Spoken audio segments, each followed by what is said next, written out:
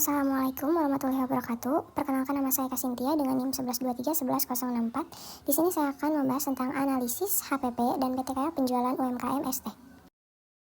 Industri minuman, khususnya penjualan es teh, telah menjadi salah satu sektor yang berkembang pesat di berbagai belahan dunia. Es teh merupakan minuman yang populer dan diminati oleh berbagai kalangan masyarakat, baik di negara maju maupun berkembang. Dengan potensi pasar yang besar dan permintaan yang terus meningkat, bisnis penjualan es teh menawarkan peluang yang menarik bagi para pelaku bisnis. Namun, di balik potensi pasar yang menjanjikan, pelaku bisnis di sektor penjualan es teh dihadapkan pada berbagai tantangan dan kompleksitas. Salah satu tantangan utama adalah penentuan harga yang tepat untuk menjaga daya saing dan profitabilitas. Harga pokok produksi atau HPP menjadi faktor kunci dalam menentukan harga jual yang kompetitif. Sementara tetap memastikan keuntungan yang memadai bagi perusahaan. Selain itu, regulasi pemerintah juga memiliki peran penting dalam mengatur dan mengawasi kegiatan bisnis dalam industri penjualan es teh. B. Rumusan masalah atau masalah. Apa saja sih yang akan kita bahas di sini? Yang pertama, berapa pemakaian bahan baku yang digunakan oleh UMKM es teh? Yang kedua, berapa biaya tenaga kerja langsung UMKM es teh? Yang ketiga, berapa biaya overhead pabrik yang digunakan oleh UMKM es teh? Yang keempat, berapa biaya produksi yang digunakan oleh UMKM es teh? Yang kelima, bagaimana perhitungan harga pokok produksi dan harga pokok penjualan yang digunakan oleh UMKM es teh? Selanjutnya kita masuk ke bab 2, yaitu yang membahas tentang harga pokok produksi. Sebelum kita masuk ke studi kasusnya, kita harus mengetahui dulu apa itu pengertian dari harga pokok produksi. Harga pokok produksi adalah semua biaya langsung dan tidak langsung yang dikeluarkan perusahaan untuk proses produksi sehingga barang atau jasa tersebut bisa dijual. Perusahaan harus menghitung harga pokok suatu barang karena sangat penting untuk pelaporan keuangan suatu perusahaan. Penentuan harga pokok produksi dilakukan sebelum perusahaan menentukan harga jual. Harga ini nantinya akan digunakan oleh manajemen untuk membandingkan dengan pendapatan dan disajikan dalam laporan laba rugi. Yang kedua, kita akan bahas unsur-unsur harga pokok produksi. A. Biaya produksi. Biaya A ialah harta atau kas yang dikorbankan untuk memproduksi atau memperoleh barang atau jasa yang diharapkan akan memperoleh manfaat atau keuntungan di masa mendatang.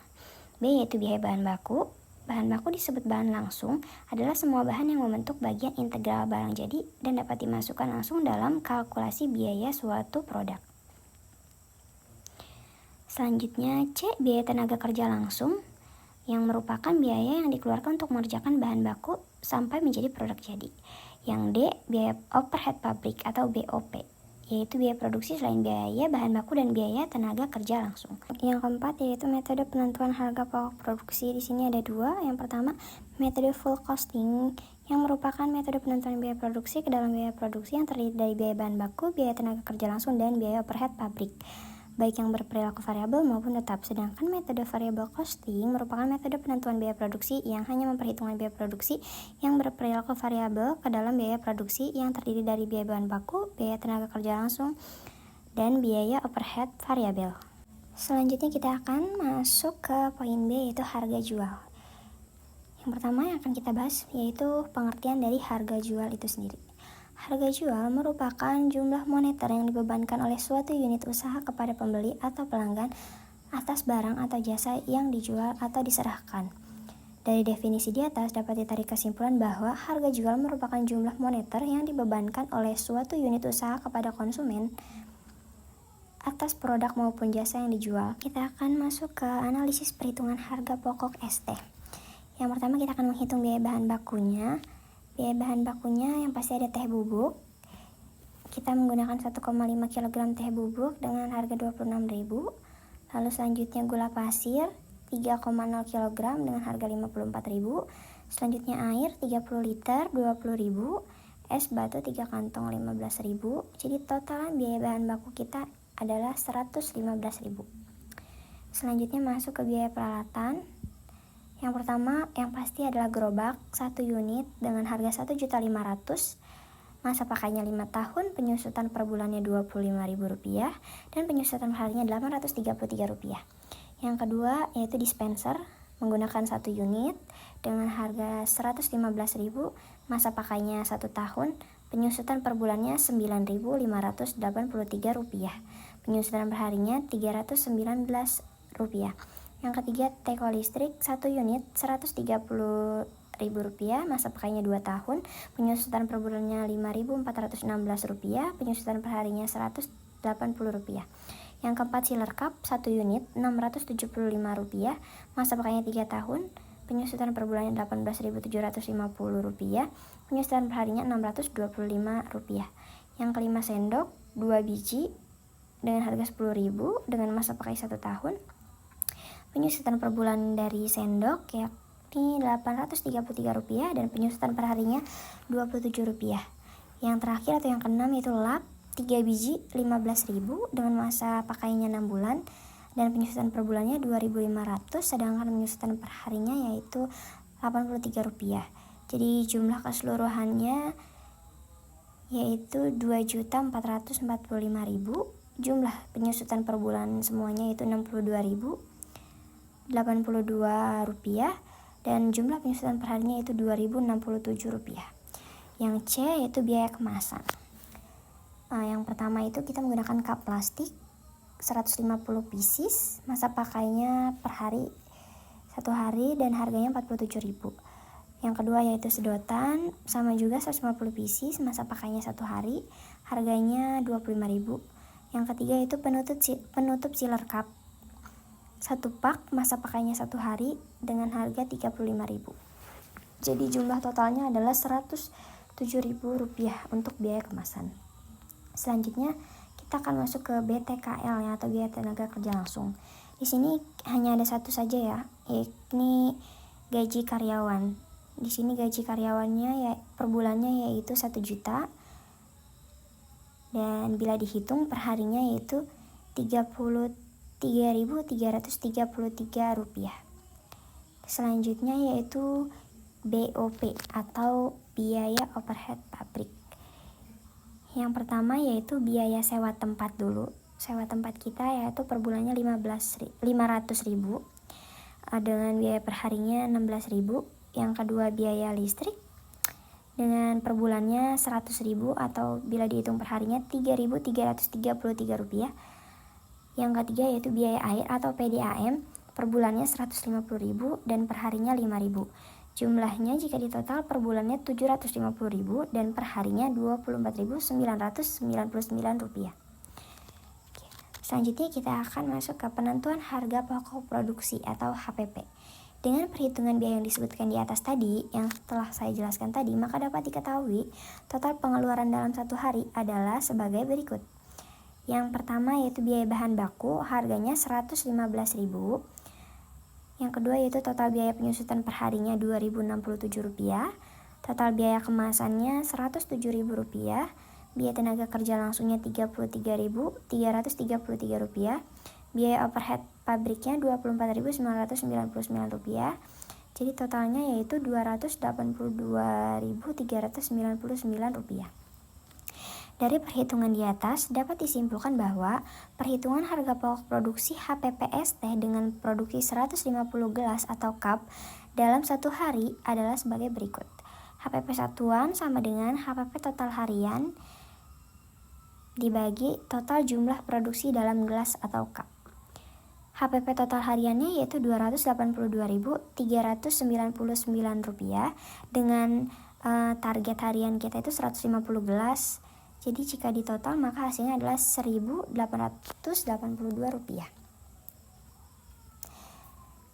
Jadi HPP satuan kita yaitu Rp1.882.